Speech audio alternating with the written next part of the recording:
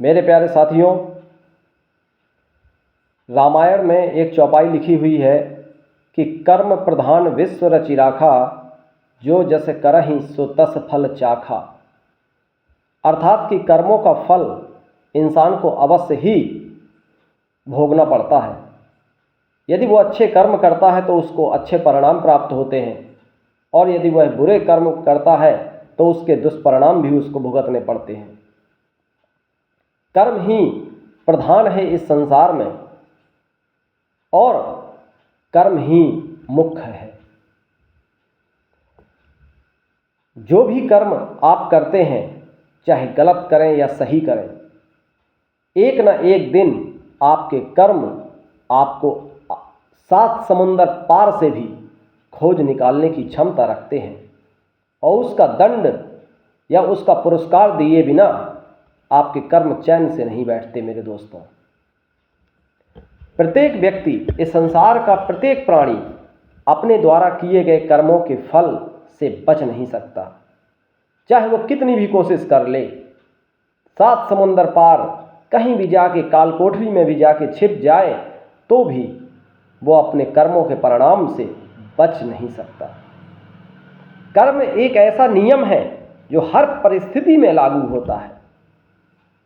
अच्छे या बुरे सभी प्रकार के कर्म हमारे जीवन को किसी न किसी रूप से प्रभावित अवश्य करते हैं। हम जो भी कार्य करते हैं वह किसी न किसी रूप में हमारे जीवन में वापस जरूर आता है। किसी कार्य का परिणाम निश्चित होता है। अगर कोई व्यक्ति परोपकारी कार्य करता है, दूसरों के हित के लिए कार्य करता है, तो उसे सकारात्मक परिणाम मिलते हैं। और यदि कोई व्यक्ति गलत कार्य करता है, दूसरों को कष्ट पहुंचाता है,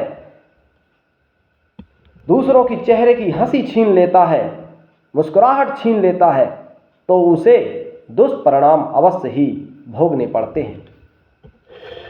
कर्मों का प्रभाव, एक बात और है, ध्यान रखिएगा कि कर्मों का प्रभाव तात्कालिक नहीं मिलता है।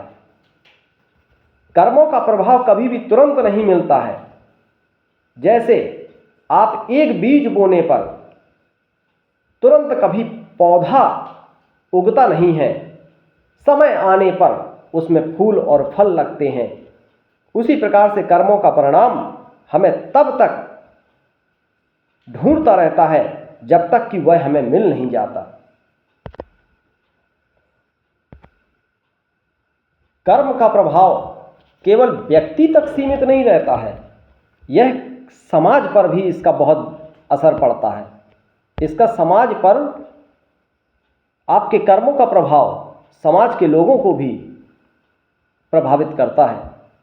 अच्छे कर्म करने वाले लोग समाज में सम्मान पाते हैं, और बुरे कर्म करने वाले लोग हमेशा समाज में अपमान पाते हैं। उनको सदैव बुरी नज़र से देखा जाता है।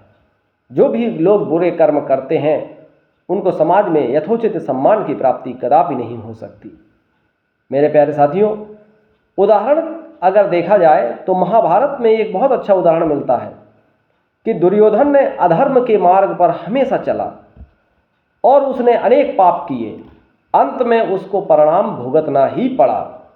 वहीं भगवान श्री कृष्ण ने धर्म का साथ दिया, अधर्म का साथ उन्होंने कभी नहीं पकड़ा। सदैव सत्य और धर्म के रास्ते पर चलते रहे।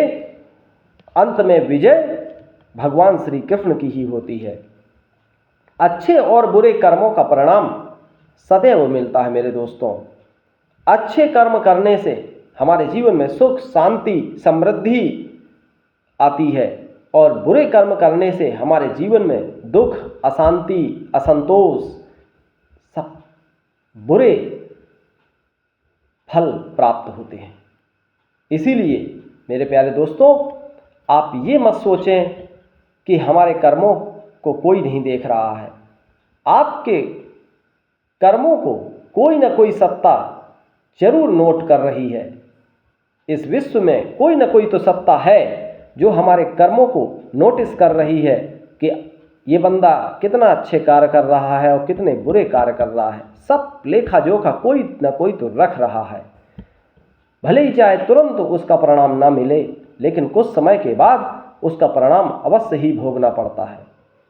मेरे प्यारे दोस्तों, ये मत सोचें कि हमारे कर्म हमें ढूंढ पाएंगे। आप कहीं भी जाकर के छिप जाओगे, आपको अवश्य ही ढूंढ लेंगे। और अच्छे कर्म किए हैं तो आपको पुरस्कार प्राप्त होगा, और बुरे कर्म किए हैं तो आपको उसका दंड भी प्राप्त होगा। Thank you.